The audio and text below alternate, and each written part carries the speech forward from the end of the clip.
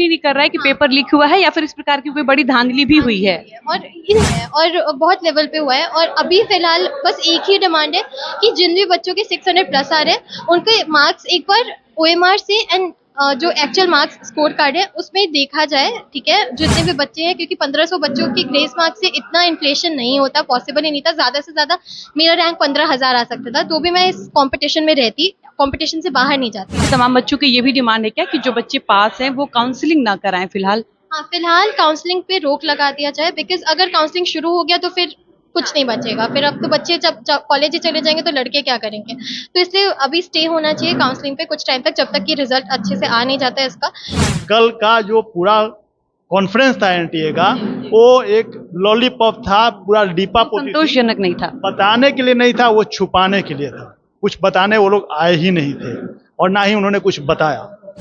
यहाँ Bihar police, Rajasthan police, Gujarat police ने 1600 और 1800 बच्चे की बात नहीं है, इन्होंने 20,000 लोगों को लापरवाही करके या पैसे लेकर या कोताही करके इस पूरे सिस्टम में घुसाया है। जो आने वाले भावी डॉक्टरों का हक छीना है इन्होंने, काबिल लोगों का हक छीन के, और वैसे लोगों को दिया है जो डॉक्टर बनने के सर्वथा काबिल नहीं है। इस लड़ाई को आप जैसे लोग और हम जैसे लोग आगे ले जाएंगे। किसी भी तरह से निराश नहीं होना है, हताश नहीं होना है।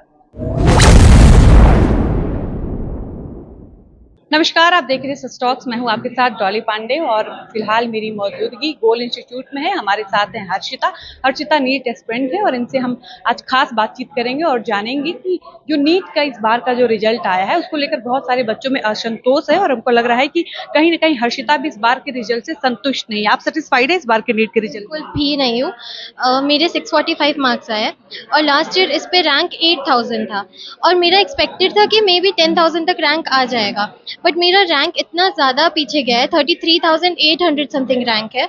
और इस पे कोई चांसेस नहीं है अभी फ़िलहाल कुछ भी कि कॉलेज मिलेगा या कुछ भी। और प्रॉब्लम ये है कि ग्रेस मार्क्स एक इशू है, ठीक है, बट ग्रेस मार्क्स के अलावा भी एक इशू है जो कि है कि एक्सेप्टेंस ये नहीं करना, ये चीज़ का एक्सेप्टेंस एनटीए ऑफिशियल्स के पास नहीं होना कि हमने पेपर लीक करवाया या हमारे थ्रू हुआ, ठीक है।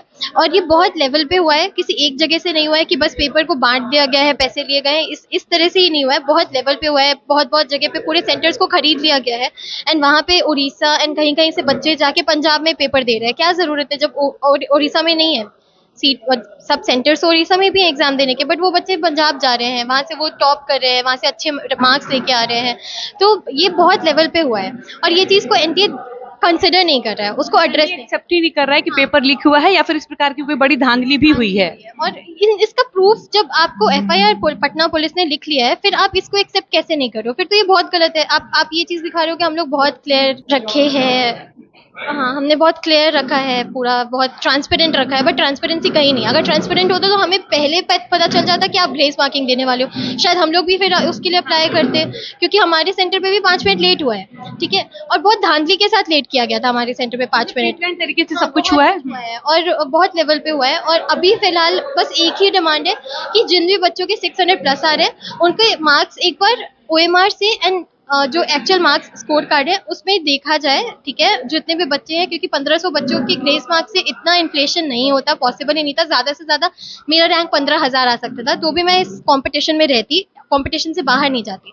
तो CBI इंक्वायरी इस तरह से हो, 80,000 बच्चे हैं 600 प्लस वाले, तो दोनों ही चीज़ें चेक करके एंड वापस से रीपब्लिश करे रिजल्ट्स को। रीनीट ठीक है, मैं मानती हूँ पॉसिबल नहीं है, और पर रीपब्लिश होना तो रिजल्ट पॉसिबल है, वापस से बैक टू नॉर्मल लेके आना रिजल्ट पॉसिबल है, एंड जो जितना एक्सपेक्टेड था उस लेवल पे लाना पॉसिबल है। आप जैसे तमाम बच्चों की ये भी डिमांड है क्या कि जो बच्चे पास हैं वो काउंसलिंग ना कराएं फिलहाल? हाँ, फिलहाल काउंसलिंग पे रोक लगा दिया जाए, बिकॉज अगर काउंसलिंग शुरू हो गया तो फिर कुछ नहीं बचेगा। फिर अब तो बच्चे जब कॉलेज चले जाएंगे तो लड़के क्या करेंगे, तो इसलिए अभी स्टे होना चाहिए काउंसलिंग पे कुछ टाइम तक, जब तक कि रिजल्ट अच्छे से आ नहीं जाता है इसका, बस। और आप हर्षिता के पिताजी हैं, क्या नाम है आपका? पुष्कर। क्या कुछ कहना चाहेंगे आप इस पूरे मुद्दे को लेकर? बहुत ही गलत तरीके से पूरे चीज़ों को प्रकाशित किया गया है। पूरा एनटीए फेल्योर है, ये एनटीए की ओवरऑल रिस्पॉन्सिबिलिटी है। और सबसे पहला डिमांड तो मेरा इस पूरे प्रकरण पे है कि एनटीए के उन अक्षम अधिकारियों को तुरंत प्रभाव से निलंबित किया जाए।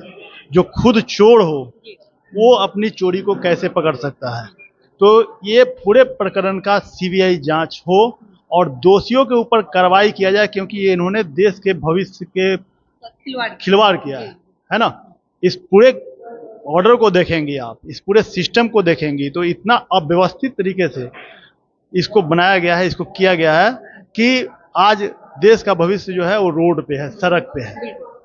मैं सच तक और आप जैसे सभी मीडिया हाउसेज का धन्यवाद करता हूं कि आपने इसको समय रहते हुए फॉलो अप किया, आपने इसको टेक ओवर किया, लोगों को बीच गए और इस मुद्दे को आप ले आ रहे हैं, बार बार ले आ रहे हैं। शायद सरकार के कान तक यह बात पहुंचे।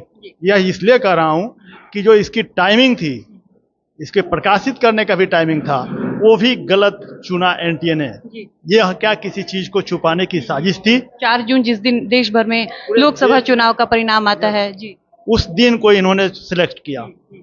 सबसे उससे पीछे आप जाएंगी तो एनटीए के इतिहास में रेयर कहीं मिलता है। चूंकि मैं शिक्षा से भी जुड़ा हुआ हूं और कहीं ना कहीं बच्चे को पढ़ाते हैं तो बहुत सारा इन्फॉर्मेशन हम लोगों को आता रहता है।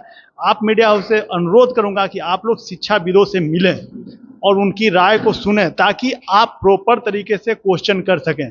ये बहुत इंपॉर्टेंट है। कल का जो पूरा कॉन्फ्रेंस था एनटीए का, वो एक लॉलीपॉप था, पूरा डीपा पोती, संतोषजनक नहीं था। बताने के लिए नहीं था, वो छुपाने के लिए था।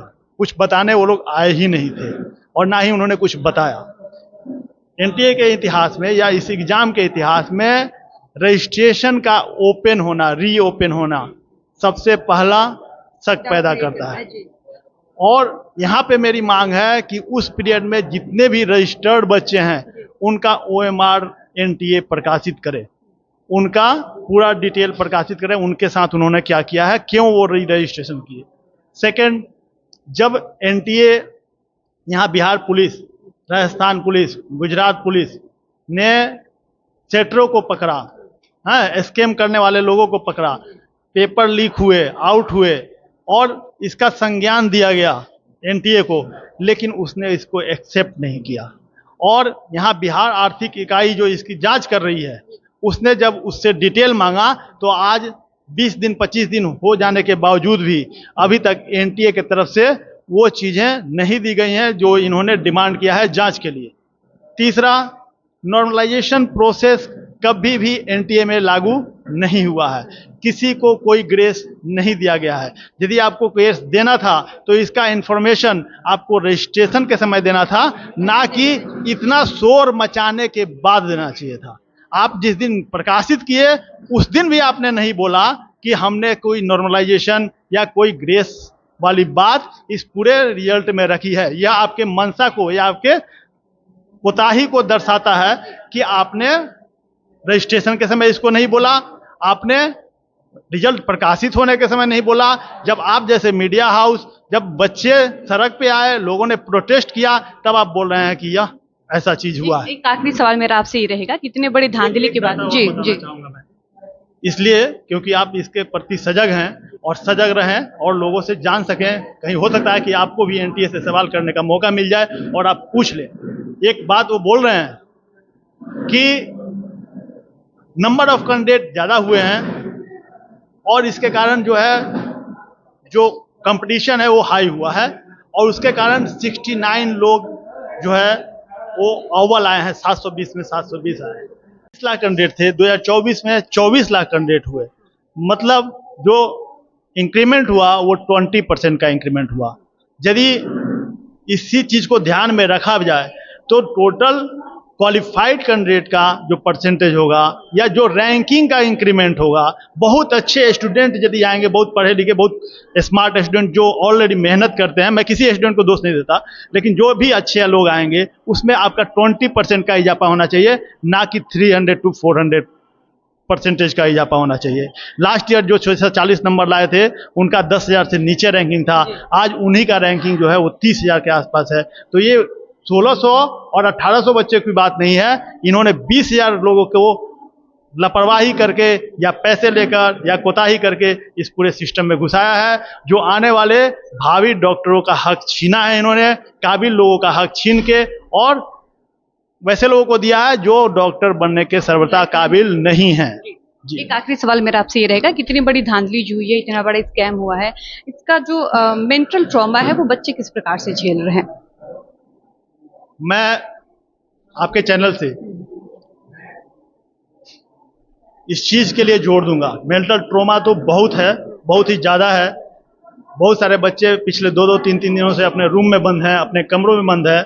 उनका किधर भी मूव करना हम पेरेंट्स को डराता आप है, जैसे भयभीत पेरेंट्स जो करता बच्चों है। को डॉक्टर बनाने की सपना रखते हैं। हाँ, भयभीत करता है। बट यह लास्ट होप नहीं है। इस लड़ाई को आप जैसे लोग और हम जैसे लोग आगे ले जाएंगे। किसी भी तरह से निराश नहीं होना है, हताश नहीं होना है और अपने आप को स्ट्रांग बनाए रखना है। जरूर ही कुछ अच्छा रिजल्ट आएगा। सरकार सोचेगी। आज एनडीए की सरकार बन रही है। आज नरेंद्र मोदी आ रहे हैं, तो मैं इस विषय पर इसको कंक्लूड करना चाहूंगा कि पूरी की पूरी व्यवस्था को पारदर्शी तरीके से जांचा जाए। सीबीआई जांच हो इसके अंदर।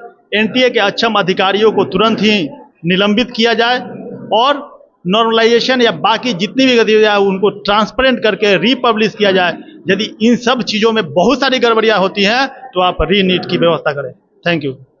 बाकी आपको ये हमारी बातचीत कैसी लगी, आप अपनी राय बताइएगा। आप देख रहे थे सच टॉक्स और मैं थी आपके साथ डॉली पांडे।